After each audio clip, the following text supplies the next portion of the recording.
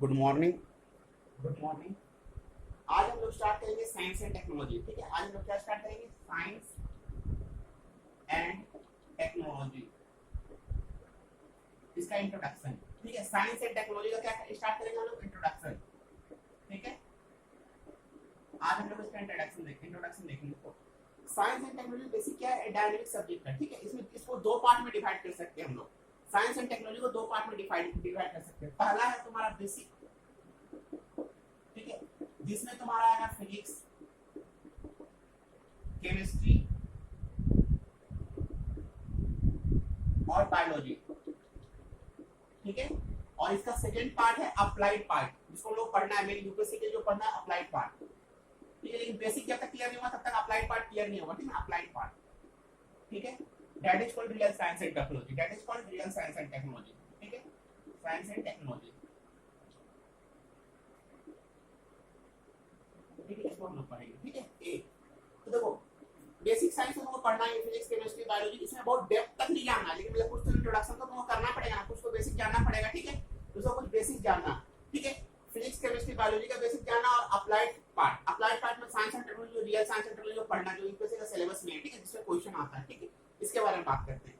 तो देखो फिजिक्स का कुछ बेसिक्स जान लेते हैं, केमिस्ट्री का कुछ बेसिक जान लेते हैं, बायोलॉजी का कुछ बेसिक जान लेते हैं। उसके बाद देखेंगे applied part, science and technology UPSC का सिलेबस में वो कैसे क्वेश्चन आता है। ठीक है, उसके बारे में देख लेंगे। आज इंट्रोडक्शन और अगले क्लास से क्लासेस स्टार्ट हो जाएंगे।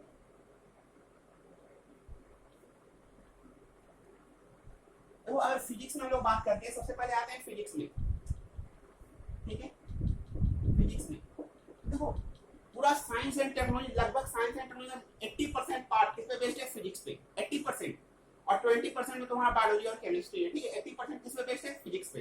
ठीक है, साइंस एंड टेक्नोलॉजी 80% बात याद रखना फिजिक्स पे बेस्ड है, बाकी 20% तुम्हारा केमिस्ट्री और बायोलॉजी पे। ठीक है, तो याद रखना फिजिक्स के बारे में समझते हैं। देखो सबसे पहले समझो फिजिक्स में हम लोग बात करते हैं।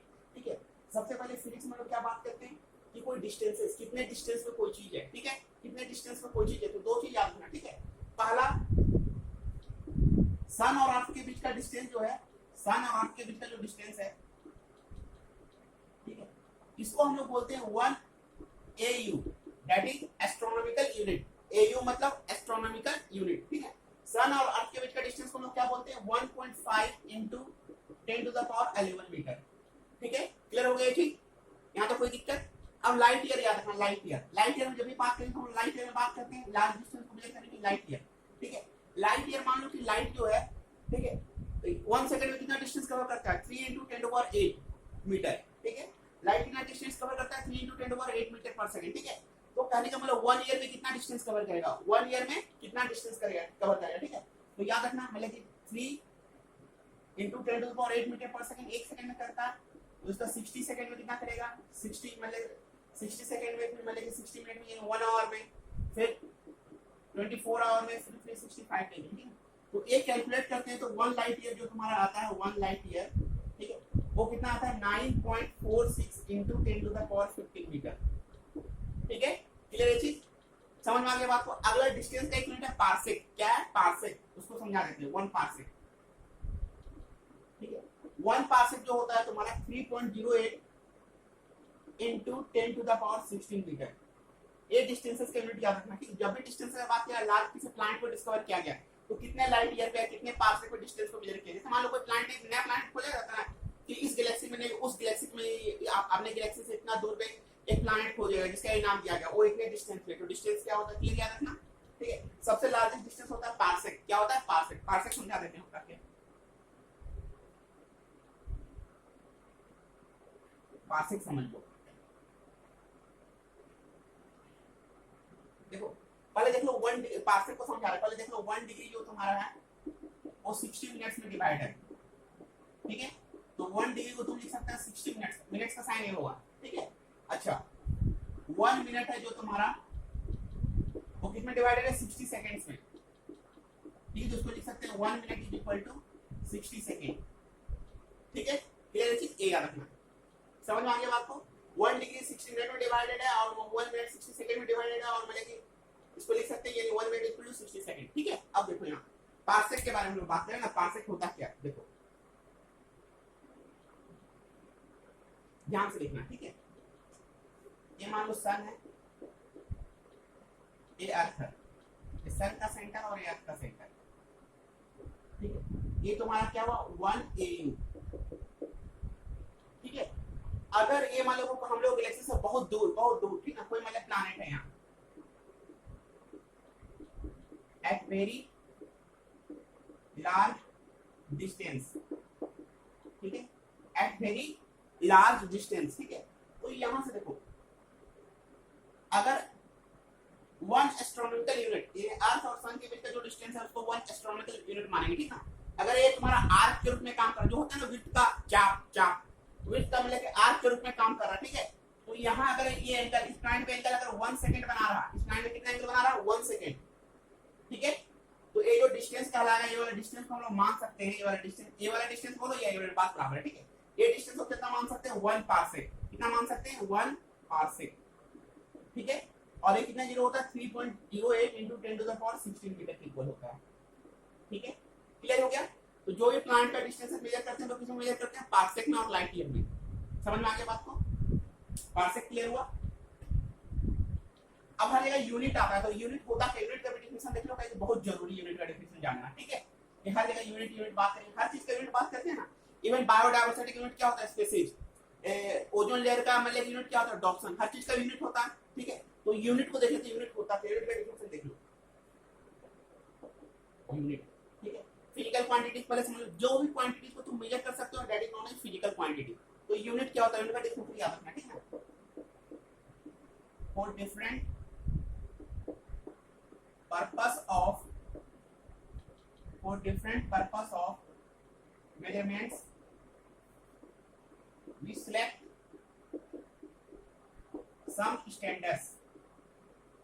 some standards, in that standard we express the value of any physical quantities. The selected standards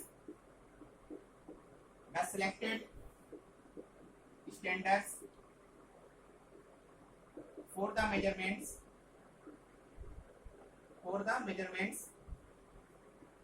are called units, ठीक है, ठीक है। देखो for different purpose of measurements we select some standards, in that standard we express the value of any physical quantity, the selected standards are called units, ठीक है। Suppose करो कि इस पेन का लेंथ, इस मार्कर का लेंथ हम लोग को मेजर करना है, ठीक है। तो इस कैप को तुम एक यूनिट सिलेक्ट किया, एक स्टैंडर्ड सिलेक्ट किया, तो पेन का लेंथ कितना बड़ा 1 cap 2 cap 3 cap 4 cap, pen का लेंथ कितना बड़ा 4 कैप, इसके रिस्पेक्ट में बोल रहे हो ना। तो ये जो स्टैंडर्ड सिलेक्ट किया इसको हम लोग बोलते हैं यूनिट, ठीक है। क्लियर, जैसे metre is the unit of distance, ठीक है। नोट कर लो फिर बात करते हैं।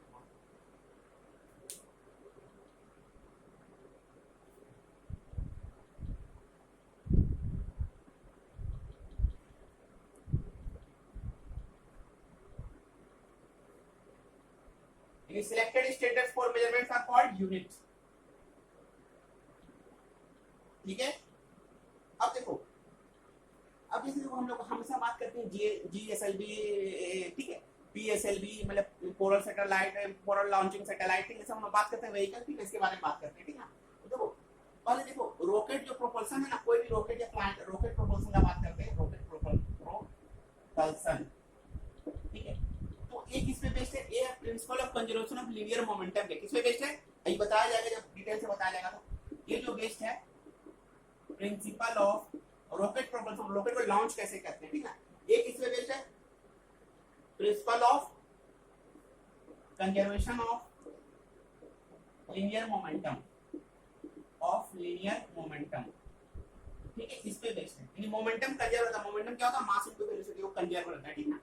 अब देखो हम लोग यहाँ बात करते हैं दो चीज, ठीक है। जब मतलब साइंस एंड टेक्नोलॉजी में तुम पढ़ोगे मिसाइल्स के बारे में, एक क्या होता है कॉन्टिनेंटल बैलिस्टिक मिसाइल्स और दूसरा क्या होता है क्रूज मिसाइल, क्या होता है क्रूज मिसाइल, ठीक है। तो देखो ये जो कॉन्टिनेंटल मतलब कि बैलिस्टिक मिसाइल होता है ना, किस पे बेस्ड होता है ध्यान से देखना, एक मोशन में पढ़ेंगे प्रोजेक्टाइल मोशन, उस पे बेस्ड होता है प्रोजेक्टाइल मोशन, ठीक है, इस पे बेस्ड होता है। देखो यहाँ ध्यान से देखना प्रोजेक्टाइल मोशन में जो कॉन्टिनेंटल कॉन्टिनेंटल बैलिस्टिक मिसाइल होता है वो किस पे बेस्ड है, प्रोजेक्टाइल मोशन पे, उसका फेनोमेनन या उसका मोशन पे बेस्ड है। ठीक है, मान लो इसको u वेलोसिटी से फेंका, ये एंगल थीटा है, ठीक है, तो ऐसे पाथ कवर करता है, तो इस पाथ को हम बोलते हैं पैराबोलिक पाथ। क्या बोलते हैं, पैराबोलिक पाथ। ठीक है, और ये जो होता है मान लो x मान लो, यहाँ तक चलो a मान लो इसको, ठीक है, तो ये जो OA कहलाएगा, क्या कहलाएगा, रेंज, हॉरिजॉन्टल रेंज, क्या कहलाता है, रेंज। और इस मोशन को कंप्लीट होने में जो टाइम लगता है उसको बोलते हैं टाइम पीरियड। क्या बोलते हैं, टाइम पीरियड, यानी टाइम ऑफ फ्लाइट। ठीक है, इस मोशन को कंप्लीट होने में जो टाइम लगता है उसको क्या बोलते हैं, time of flight, time of flight. ठीक है, कुछ टाइम याद रखना, जब बताया जाएगा वो मिसाइल्स के बारे में बताया जाएगा तो डिटेल से बताया जाएगा, यहाँ रखना time of flight, time of flight.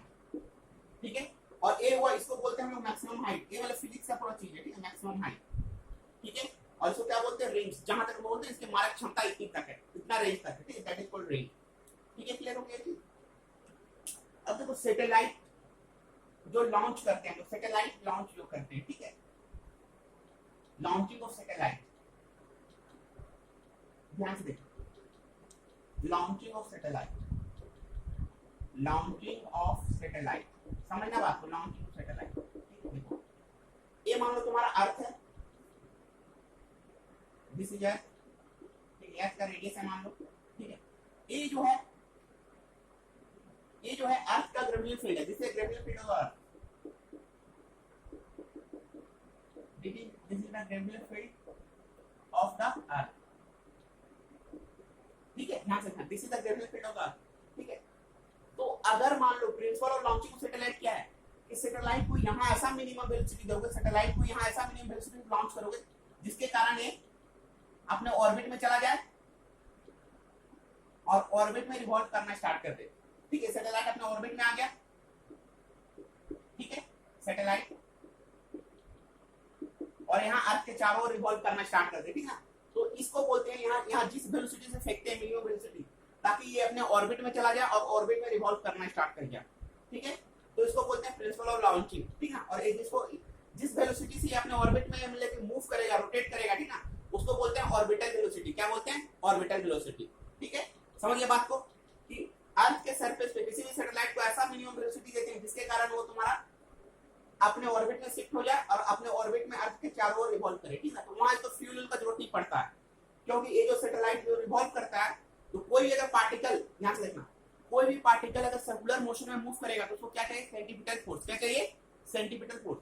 तो इसको सेंटीपिटल फोर्स किससे प्रोवाइड होता है, ग्रेविटेशनल फोर्स से। ठीक है, ये लिख लो, the required centripetal force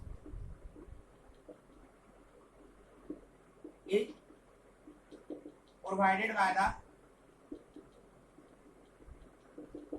gravitational force, provided by the gravitational force। ठीक है, तो किससे मिलता है, ग्रेविटेशनल फोर्स से मिलता है। ठीक है, क्लियर है चीज। तो ये अपने चारों ओर रिवॉल्व करना स्टार्ट कर देता है। ठीक है, तो अब देखो हम लोग ऑर्बिट का बात करते हैं तो दो ऑर्बिट होता है। ठीक है ना, देखो इसको मिटा देते हैं। ठीक है, जिस वेलोसिटी से मूव कर रहा है अपने ऑर्बिट में उसको क्या बोलते हैं, ऑर्बिटल वेलोसिटी। अब इसका पाथ ना 3 टाइप का होता है। ठीक है, ध्यान से देखना, देखो ये मान लो अर्थ है, तो अगर इसका इक्वेटर के अबाउट ऐसे रोटेट करेगा तो इसको बोलते हैं, ठीक है, इक्वेटर के अबाउट रोटेट, तो इसको बोलते हैं equator, equator orbit, equator orbit. ठीक है, और ये मान लो पोल है, पोल के अबाउट ऐसे रिवॉल्व करेगा तो उसको क्या बोलेंगे, पोलर ऑर्बिट। क्या बोलेंगे, पोलर ऑर्बिट। ठीक है, और अगर तो यहाँ अगर मान लो कि एक और देख लो, इक्वेटर ऑर्बिट, पोलर ऑर्बिट, और इसको क्या बोलते हैं, अगर ऐसे रिवॉल्व करता है तो इसको बोलते हैं ट्रांजिशनल ऑर्बिट। क्या बोलते हैं, transitional orbit. Equator orbit, polar orbit और एक ट्रांजिशनल ऑर्बिट। ठीक है, क्लियर है चीज। अब एक टर्म बार बार आता है, जियो स्टेशनरी सैटेलाइट। जियो स्टेशनरी सैटेलाइट वो होता क्या, देखो वो अर्थ के अबाउट रोटेट, जैसे अर्थ रोटेट कर रहा है तो अर्थ के साथ साथ वो रोटेट करेगा। जैसे अर्थ का टाइम पीरियड कितना होता है, 24 आवर्स, तो उस सैटेलाइट का भी टाइम पीरियड होगा 24 आवर्स। ठीक है, क्लियर है जी। तो उसका टाइम पीरियड 24 आवर्स होगा। अर्थ के हाइट से कितना होगा, अर्थ के सरफेस से उसका हाइट होगा 36,000 किलोमीटर। ठीक है, वो अर्थ के रिस्पेक्ट में हमेशा रेस्ट में दिखता है, इसलिए उसको बोलते हैं जियो स्टेशनरी सैटेलाइट, यानी भू स्टैटिक उपग्रह। ठीक है, तो इसके बारे में हम लोग बात करेंगे जब तो इंट्रोडक्शन है। ठीक है, ठीक है, क्लियर है जी।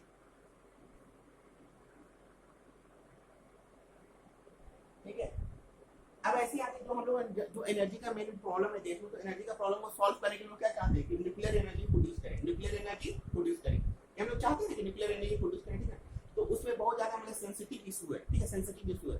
तो जो भी उसका मतलब डिफेक्ट है, जो भी ड्रॉबैक है, या जो भी मतलब कि हैजार्ड्स होने का चांसेस है, दुर्घटना होने का चांसेस है, तो अगर उसको सही तरीके से मैनेजमेंट कर लिया गया और हम लोग न्यूक्लियर मतलब कि फिजिक्स पे काम किए, ठीक है ना, तो ऑटोमेटिकली हम लोग इस देश से एनर्जी का प्रॉब्लम को सॉल्व कर सकते हैं। क्यों? क्योंकि देखो अगर न्यूक्लियर एनर्जी जो प्रोड्यूस होता है ना, कहा जाता है कि एक मुट्ठी तुम लिया ना, एक मुट्ठी थोरियम लिया, तो इससे दिल्ली को तुम 1 सप्ताह 2 सप्ताह तक मतलब तुम दे सकते हो, मतलब कि इलेक्ट्रिसिटी सप्लाई कर सकते हो, ठीक है, क्लियर है चीज।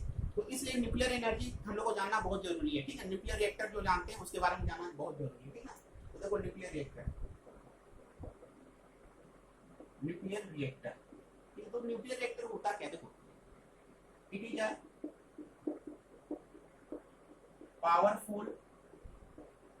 powerful device which is used to produce the nuclear energy for the constructive purposes, ठीक है। It is a powerful device which is used to produce the nuclear energy for the constructive purposes, ठीक है, nuclear energy, ठीक है। देखो होता क्या है, ये मतलब ये जो मतलब बेस्ड है न्यूक्लियर रिएक्टर, जो बेस्ड है किस पे बेस्ड है, न्यूक्लियर फिजन पे। किस पे बेस्ड है, न्यूक्लियर फिजन में।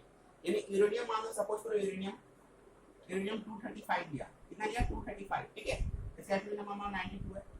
इसमें तुम एक न्यूट्रॉन को बम्बार्डमेंट किया, इसमें एक न्यूट्रॉन को क्या किया, बम्बार्डमेंट किया, तो दो प्रोडक्ट मिलेंगे, फिजन प्रोडक्ट मिलेंगे, एक बेरियम मिला, एक क्रिप्टॉन मिला, ठीक है। और एक 3 न्यूट्रॉन जनरेट करेगा। कितना न्यूट्रॉन जनरेट करेगा, क्या मैकेनिज्म जब बात करेंगे न्यूक्लियर रिएक्टर का तो वहां समझाएंगे, ठीक ना।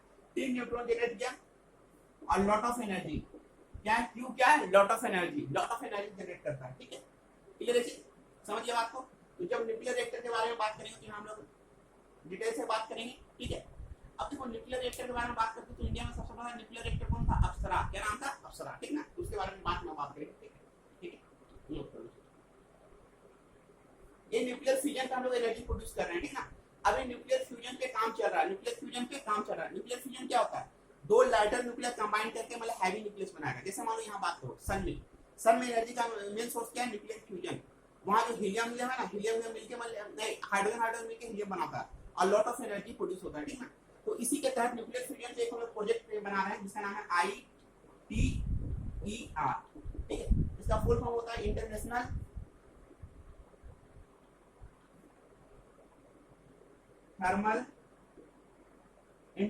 थर्मल एनर्जी रिएक्टर, ठीक है। ये जो तुम्हारा बेस्ड है, किस पे बेस्ड है, nuclear based on nuclear fusion, ठीक है। फ्रांस के आसपास, फ्रांस के बॉर्डर के आसपास फ्रांस में बन रहा ITER, ठीक है। भारत भी इसका मेंबर है, शायद भारत का कंट्रीब्यूशन कितना है, 2%, ठीक है। देखो दो अभी मतलब इसमें प्रोडक्शन होने में बहुत टाइम लगेगा, 240 में इसका प्रोडक्शन स्टार्ट होगा, ठीक है, 2040 में, ठीक है। ये बहुत काम चल रहा है इस पे, ठीक है। जब इस पे ये काम करना स्टार्ट हो जाएगा तो हम लोग देखेंगे हाँ ITER भी बहुत अच्छा काम कर रहा है, तो न्यूक्लियर फ्यूजन में बहुत ज्यादा स्कोप मिलेगा, ठीक है ना। और हम लोग एनर्जी का प्रॉब्लम और अच्छी तरह से सॉल्व कर सकते हैं, क्योंकि हर जगह एनर्जी प्रॉब्लम है। दिल्ली में एनर्जी है, हर जगह एनर्जी है, तो हम लोग लगता है कि अगर हम लोग पास एनर्जी है तो लगता है कि हर किसी के पास एनर्जी नहीं, ऐसा नहीं है। एनर्जी एक्सेस हर किसी के पास नहीं है, एनर्जी एक्सेस लिमिटेड है, ठीक है। तो जो अंतिम पायदान पे, जो बार बार हम बात करेंगे कि अंतिम पायदान पे खड़े हुए लोगों के पास एनर्जी पहुंचाना है, रिसोर्सेज पहुंचाना, उनका डेवलपमेंट करना है, ठीक है। तो वहां जो एनर्जी जाएगा वो रिस्क के जाता है, ठीक है। ऐसा नहीं कि मतलब सेंट्रल गवर्नमेंट या मेन अथॉरिटी जो यहाँ से एनर्जी सप्लाई कर तो डायरेक्ट वहां तक जाएगा, वहां से नहीं जाएगा, यहाँ से जाएगा तो बीच में जो मतलब कि साधन संपन्न लोग हैं वो लोग एनर्जी को पूरा अपने एक्सेस कर लेते हैं, जरूरत से ज्यादा अपने पास इकट्ठा कर लेते हैं, ठीक है। कोई एनर्जी वहां तक जाता ही नहीं है। ये लोग जो मतलब साधन संपन्न लोग जो भी हैं, साधन संपन्न लोग, पॉलिटिशियन हो गया, ब्यूरोक्रेट्स हो गया, मिडिल क्लास हो गया, अपर मिडिल क्लास हो गया, ठीक है, ये सब हो गए, ठीक है। तो एनर्जी वहां तक ये लोग ही अब्सॉर्ब कर लेते हैं और अंतिम पायदान पे एनर्जी नहीं जाता। वहां एनर्जी कैसे आएगा, रिस्क जाएगा, कैसे आएगा, रिस्क जाएगा। तो अगर बहुत ज्यादा एनर्जी क्रिएट होगा तब ना वहां तक पहुंचेगा, नहीं तो वहां तक पहुंचता ही नहीं है, ठीक है, क्लियर है चीज, समझिए बात को इस चीज को। इसलिए हम लोग एनर्जी प्रोड्यूस करना है, ठीक है। एनर्जी का बहुत कमी है देश में, ठीक है।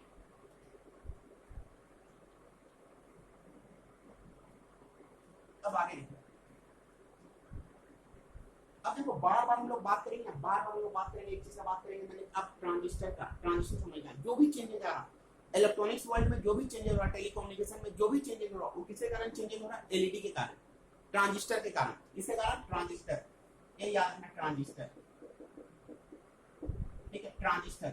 और इसका कंसेप्ट कहां? सेमीकंडक्टर, ठीक है, सेमीकंडक्टर। और सेमीकंडक्टर कहां से आता है? सिलिकॉन से, ठीक है। और सिलिकॉन कहां से आता है? सैंड से, ठीक है। और जिस सैंड से आता है वो भारत में क्या है? पर्याप्त मात्रा में, ठीक है, सफिशिएंट है, सफिशिएंट इन इंडियन